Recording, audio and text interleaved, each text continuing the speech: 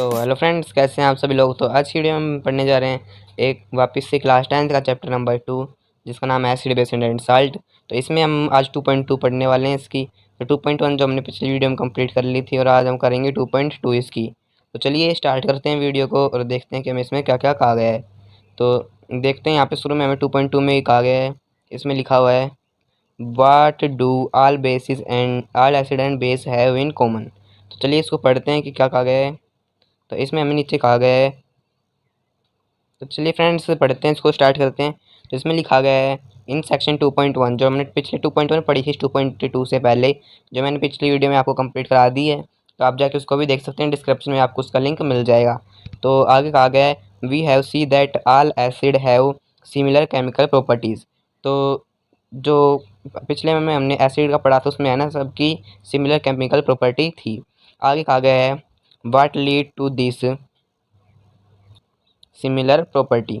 आगे है we so in activity 2.3। तो जो 2.3 हमें एक्टिविटी दी गई है, इस एक्टिविटी में हम इसको देखने वाले हैं। तो चलिए इस एक्टिविटी को स्टार्ट करते हैं। इसमें एक और नीचे लाइन की दी गई है, उसको भी हम पढ़ लेते हैं एक बार। इसमें कहा गया है let us perform an activity to whether all compound, जो आप यहाँ देख सकते हैं। तो इस हिसाब से हमें इस एक्टिविटी को कंप्लीट करना होगा। तो चलिए वीडियो को देखते हैं आगे और एक्टिविटी को स्टार्ट करते हैं। तो ये एक्टिविटी हमारे पास में 2.8। तो चलिए इस एक्टिविटी को पढ़ते हैं हम कि क्या कहा गया है। तो फ्रेंड्स इस एक्टिविटी में हमें कहा गया है, जो हमारा फर्स्ट पॉइंट है यहाँ पे, इसमें हमें कहा गया है टेक सॉल्यूशन ऑफ ग्लूकोज, और आगे है एल्कोहल का और ग्लूकोज का हमें सॉल्यूशन लेना है। और आगे हमें हाइड्रोक्लोरिक का भी लेकर हमें फिर सल्फर एसिड का भी सॉल्यूशन हमें लेना होगा, जो कि आप यहाँ पे देख सकते हैं। ये यहाँ पे इस फर्स्ट में कहा गया है। तो आगे हमें सेकंड में कहा गया है फिक्स टू नेल। हमें जो दो नेल लेनी है, यहाँ पे नेल का मतलब होता है कील।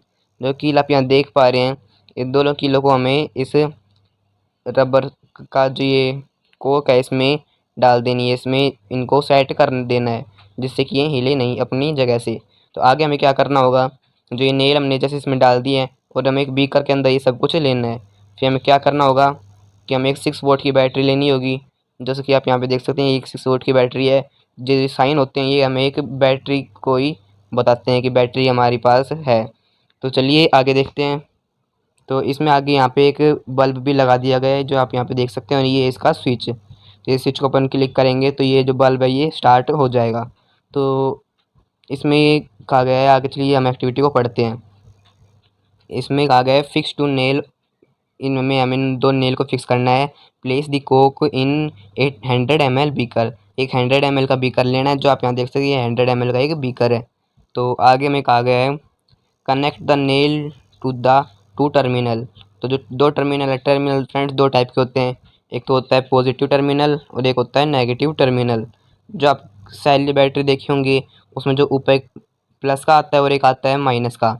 जो ये प्लस चार्ज होता है और ये होता है माइनस चार्ज। तो फ्रेंड्स प्लस चार्ज तो होता है पॉजिटिव चार्ज, और जो नेगेटिव चार्ज होता है वो होता है माइनस चार्ज। तो चलिए आगे देखते हैं। आगे इसमें कहा गया है कि हमें 6 वोल्ट की बैटरी के साथ इन सबको कनेक्ट कर देना है, जो कि आप यहाँ पे देख पा रहे हो। ये हमारे पास ये 6 वोल्ट की बैटरी है, इसका जो एक टर्मिनल यहाँ पे अटैच कर दिया और एक यहाँ पर। चलिए आगे देखते हैं एक्टिविटी में।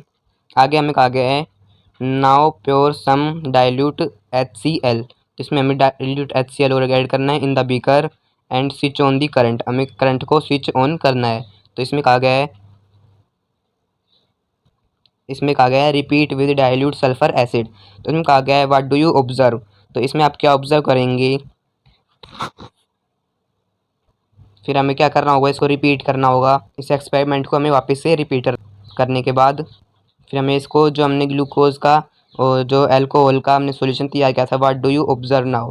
तो आप क्या ऑब्जर्व करेंगे, does the bulb glow in all case. जो बल्ब है वो ये जो ग्लो हो रहा है, तो इसमें हमारे पास इसका क्या होगा, बल्ब जब भी ग्लो करेगा, जो हमने ये टर्मिनल इसके अंदर डाले थे, ये टर्मिनल के अंदर जब ये जो लिक्विड है इसके अंदर से जब करंट फ्लो होगा, तो जब भी इस एक नेल से दूसरी नेल तक जो यहाँ पे टर्मिनल जुड़े हुए हैं, यहाँ तक करंट तभी पहुँच पाएगा, इलेक्ट्रिसिटी तभी जाएगी जब जिस लिक्विड में ये डूबी हुई है उसमें करंट फ्लो होगा। तो उसमें अगर करंट फ्लो हो जाता है, तो उस करंट फ्लो होने के बाद ये जो बल्ब है ये हमारे पास ग्लो करने लगेगा। तो इसका मतलब था कि जो ये हमारे पास में सॉल्यूशन दिया गया था, ये सॉल्यूशन जो हमने तैयार किया था, इसके अंदर इलेक्ट्रॉन्स थे।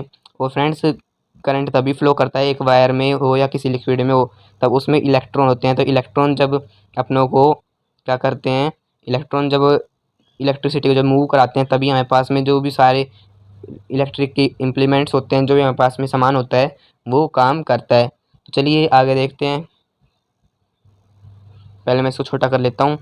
तो चलिए और देखते हैं और हमें क्या कहा गया है यहाँ पे। इसमें हमारे पास इसमें कहा गया है,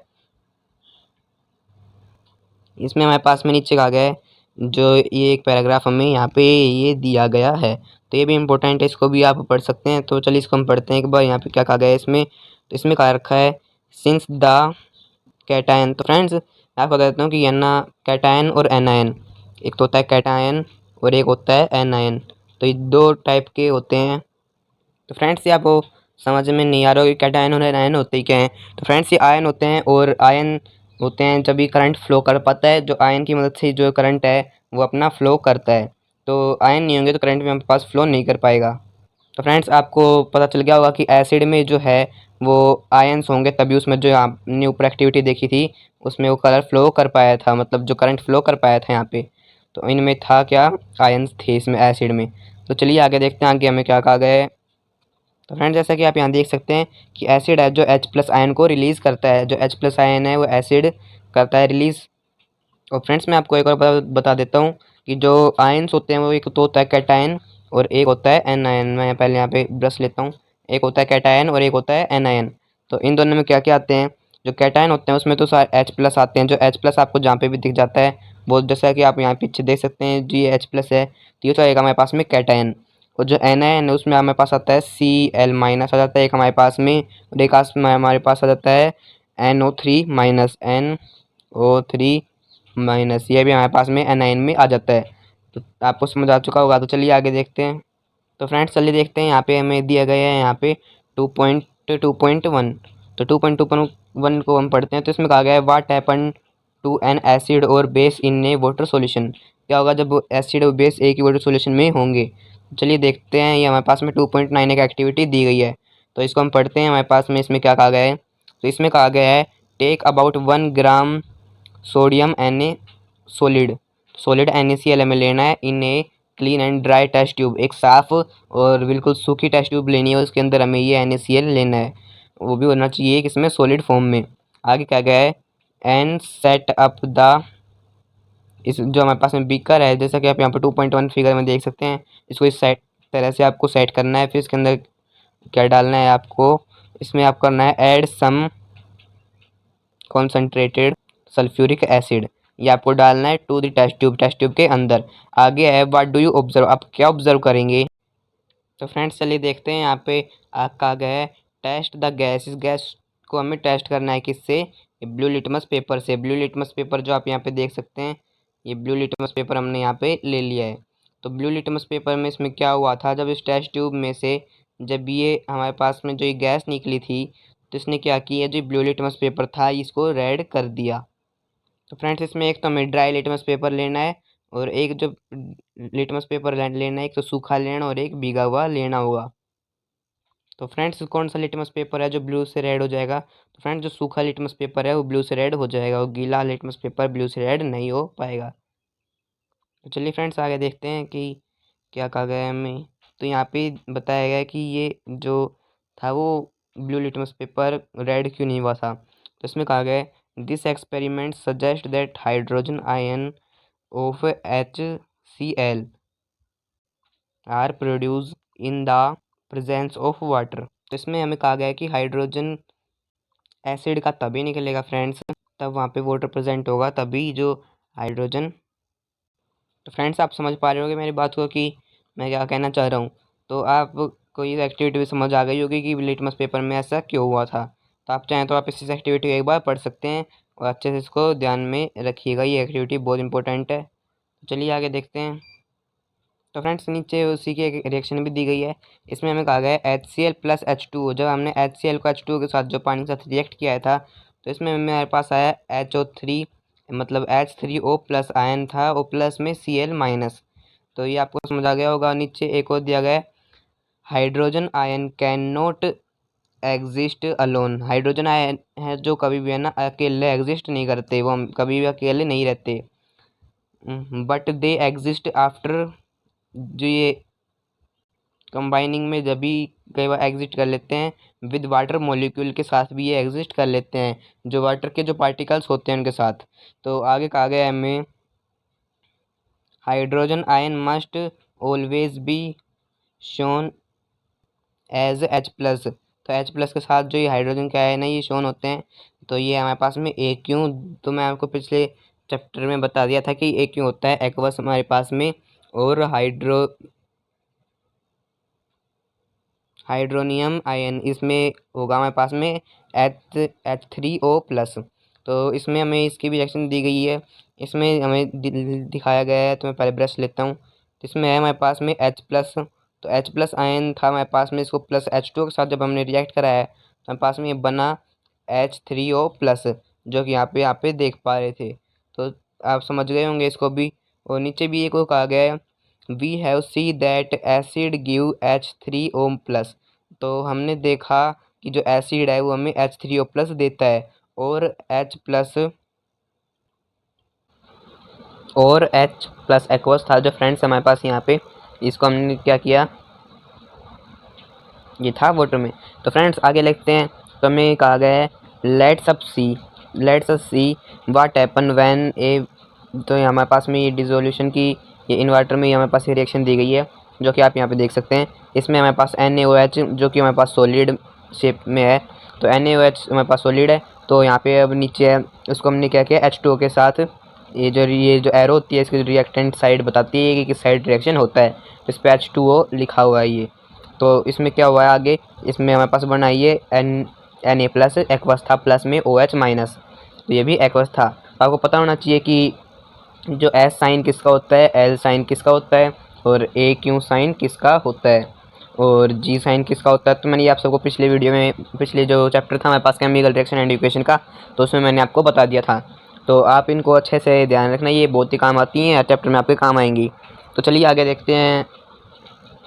तो आगे हमारे पास एक और रिएक्शन दी गई, जैसे KOH, ये सॉलिड है हमारे पास में, S का सिंबल आ गया तो इसका मतलब हो जाएगा सॉलिड। तो ये आपको इम्पोर्टेंट है, मैं आपको बताता हूँ इम्पोर्टेंट है ये, आप इसको याद जरूर करना। तो देखते हैं आगे। तो इसमें हमारे पास बना यहाँ पे K+, ये एक्वस था हमारे पास में प्लस OH-। तो ये ऐसी रिएक्शन हुई थी। तो आप आगे देख सकते हैं, यहाँ पे लिखा गया है हमारे पास में basis generate hydro oxide OH-। जो बेसिस होते हैं वो OH- को क्या करते हैं, जनरेट करते हैं। ये इन वाटर के अंदर ही करते हैं आयन, OH- आयन को। आगे लिखा गया हमारे पास base which are soluble in water are called alkalis. तो एल्कलाइज होता है जो हमारे पास में ये बेस है। तो ये बेस है जो हमारे पास में वाटर में सोल्यूबल होता है। सोल्यूबल का होता है मतलब होता है घुलनशील। तो ये घुलनशील है, तो ये पानी में घुल सकता है। तो कई अपने पास में होते हैं जो इनसोल्यूबल होते हैं, तो इनसोल्यूबल जो पानी में नहीं घुल सकते वो सब्सटेंस होते हैं। तो नीचे देख सकते हैं 9 में हमें दे रखा है, आपको ये भी इंपॉर्टेंट है, तो ये भी आप एक बार जान लीजिए। तो इसमें हमें कहा गया है all basis do not dissolve in water. जो सारे बेसिस हैं वो वाटर में डिज़ोल्व नहीं होते हैं। And alkali is a base, एक एल्कलाई बेस है दैट डिज़ोल्व इन वाटर, जो वाटर में डिज़ोल्व हो जाता है। मतलब बेस में एक टाइप होता है एल्कलाई का, जो एल्कलाई है ये तो वाटर में डिज़ोल्व हो जाता है, मतलब वाटर में घुल जाता है। लेकिन जो कई बेस होते हैं जो पानी में नहीं घुल सकते। तो आपको समझ आ गया होगा। तो और देखिए आप नीचे इसमें क्या कहा गया है, इसमें कहा गया है दे आर सोपी टू टेस्ट, ये सोपी होते हैं टेस्ट में, और बिटर टेस्ट भी होता है किसका, बेसिस का। तो आगे देख सकते हैं आप नेवर टेस्ट और टच, इनको आप कभी टेस्ट और टच मत कीजिएगा, ये हमारे बॉडी के लिए हार्मफुल होते हैं। तो आगे देखिए दैम एज दे में क्यूज हार्म, तो ये आपको हार्म पहुंचा सकते हैं, आपको नुकसान पहुंचा सकते हैं। Which of the base in the table 2.1 are alkali, जो 2.1 आपने ये टेबल देखी थी, ये 2.1 में जो आपके ऊपर था वो था जो एल्कलाई में ही था। चलिए आप उसको देख लेना। तो चलिए अब नीचे चलते हैं। तो नीचे हमें दिया गया है, यहाँ पे आप देख सकते हैं, पहले मैं इसको सही कर लेता हूँ। तो इसमें हमारे पास में है now as we have identified that all acid generate H+। तो जो ऑल एसिड होते हैं, तो एसिड होते हैं वो H+ आयन को रिलीज़ करते हैं। तो ये हो जाएगा aqueous. And all basis generate OH-। तो इसका कहने का मतलब ये है जो एसिड होते हैं वो एक बार मैं इसको सही करता हूँ। जो एसिड होते हैं हमारे पास में, एसिड तो हमारे पास करते हैं H+ आयन जनरेट, और जो बेस होते हैं हमारे पास में, बेस करते हैं हमारे पास में OH-, जो कि आप पिछले कई एक्टिविटीज़ में देख चुके हो। तो चलिए देखते हैं आगे, तो आपको ये भी समझ आ गया होगा। तो यहाँ पे 3 रिएक्शंस दी गई हैं, ये हमारे पास 1 2 3, इनको हम देख लेते हैं। तो इसमें हमारे पास में पहले में एसिड प्लस बेस को, एसिड को और बेस को मिलाएंगे तो हमारे पास में एक साल्ट बनेगा। किसी टाइप का साल्ट बन सकता है, ये हमारा नॉर्मल साल्ट नहीं, कैसा भी साल्ट हो सकता है, ये हार्मफुल साल्ट भी हो सकता है। तो एसिड को बेस को रिएक्ट कराने पर हमारे पास साल्ट और वाटर रिलीज होता है, एक तो साल्ट निकलता है और एक वाटर निकलता है। और नीचे हमारे पास में एक और रिएक्शन, तो इसमें हमारे पास में है H+M OH, तो इससे हम बन जाएगा MX+HOH। तो इसको भी आप देख लेना। तो एक और रिएक्शन हमारे पास में 3rd, जो इसको भी हम देख लेते हैं एक बार। इसमें H+ है, तो H+ हमने देखा था, जो एसिड है वो H+ आयन जनरेट करते हैं यहाँ पर। और इसमें आगे हमारे पास में H+ एक्वस को हमने, और प्लस OH- को, और मैं आपको बताता हूँ जो ये H+ होते हैं, H+ और OH-, ये सारे एक्वस होते हैं। जैसा कि आप इनके रिएक्शन में भी देख पा रहे होंगे, यहाँ पे भी एक्वस है और यहाँ पे भी ये एक्वस लिख रखा है। आप तो इनको अच्छे से याद रखना कि आपको एज कभी भी आ जाए तो आप इसको बता सकें कि ये एक्वस होते हैं। तो आपको छोटे छोटे पॉइंट ही याद रखना, ये भी आपके 1 मार्क्स में MCQ में पूछे जा सकते हैं पेपर में। तो चलिए नीचे देखते हैं, इसमें कहा गया है let us see what is involve when water is mixed with N acid और बेस।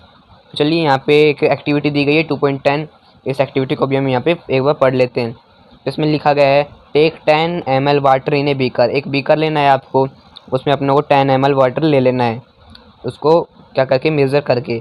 आगे लिखा गया है add a few drop of H2SO4, तो H2SO4 की हमें इसमें कुछ ड्रॉप्स डालनी है to it and swirl the beaker. आगे इसमें कहा गया है touch the base of beaker, जो इस बीकर का जो बेस है नीचे का उसको आप टच कीजिए, आपको क्या महसूस होगा, जो उसका टेम्परेचर है वो चेंज हो जाएगा, उसमें हीट रिलीज़ होगी। तो हीट रिलीज़ होगी तो ये जो H2SO4 है, इसको अगर आप पानी में डालोगे तो ये पानी को क्या कर देगा, गर्म कर देगा, हीट रिलीज़ करेगा, हीट एनर्जी रिलीज़ करेगा। तो ये आपको पता चल गया होगा। तो चलिए आगे देखते हैं, इसमें कहा गया है is there a change in temperature, temperature में चेंज होगा। इज़ दिस एन एक्जोथर्मिक और एंडोथर्मिक प्रोसेस, तो इसमें से आपको बतानी है कि एक्जोथर्मिक है वो है या एंडोथर्मिक है।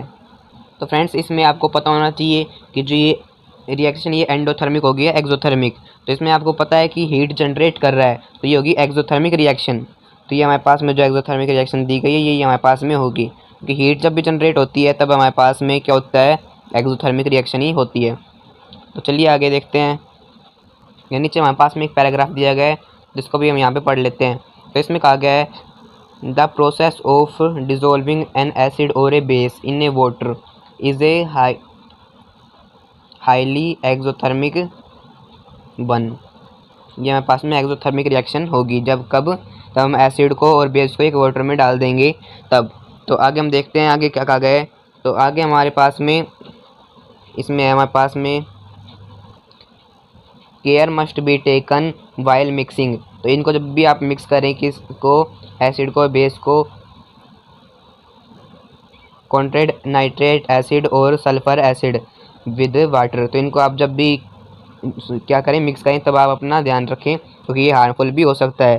तो इनके जो हार्मफुल इफेक्ट्स हैं ये बहुत ज़्यादा हैं इनके, मान लो आपको मिक्स करते टाइम में आपको कुछ भी ये नुकसान भी पहुंचा सकते हैं। तो चलिए आगे देखते हैं आगे, और इसमें बहुत कुछ भी कहा गया है। तो आगे जैसा कि आप यहाँ पे देख सकते हैं कि इसमें नीचे एक और पैराग्राफ दिया गया है, इसमें आप यहाँ पे देख पा रहे हैं, इधर ये वाला बोल रहा हूँ मैं। इसमें मिक्सिंग एन एसिड और base with water result in decreasing in the concentration of ion, तो इसमें कॉन्सेंट्रेशन ऑफ आयन का डिक्रीजिंग होता है। तो इसमें आप जैसे देखिए यहाँ पे देख सकते हैं H3O+ और O पॉजिटिव है ये, और OH-, तो आप देख सकते हैं आगे पर यूनिट वॉल्यूम, तो जो ये आपको दी गई है इधर, ये पर यूनिट की वॉल्यूम है। Such a process is called dilution and the acid और the base in said to be dilute. तो आपको ये भी पैराग्राफ समझ आ गया होगा। तो चलिए नीचे यहाँ पे से कुछ क्वेश्चंस दिए गए हैं, तो इनको भी आप सोल्व कर सकते हैं। तो चलिए हम और नीचे चलते हैं, तो पढ़ते हैं 2.3। तो 2.2 हम कंप्लीट कर चुके हैं, उससे पिछली वीडियो मैंने 2.1 भी कंप्लीट कर ली थी। चलिए इस वीडियो में 2.3 भी देख लेते हैं एक बार, जितनी हो सकती है हमारे से। फिर हम इस वीडियो को भी एंड कर देंगे, फिर हम नेक्स्ट पार्ट में आपको करा देंगे। काफ़ी बड़ा चैप्टर है, इसके 20 पेज हैं टोटल, हमारे पास अभी 9 पेजेस ही हुए हैं यहाँ पे, जैसा कि आप देख सकते हैं। चलिए इसको भी देखते हैं 2.3 को। 2.3 में हमें कहा गया है, ये रही हमारे पास में 2.3। तो इसमें हमारे पास में लिखा गया है हाउ स्ट्रॉन्ग आर एसिड और बेस सॉल्यूशन। तो चलिए इसको पढ़ते हैं क्या कहा गया है हमें। तो इसमें कहा गया है वी नो, हम जानते हैं, how acid base indicators can be use to distinguish between an acid and base. तो इसमें हमें और आगे देखते हैं क्या कहा गया है।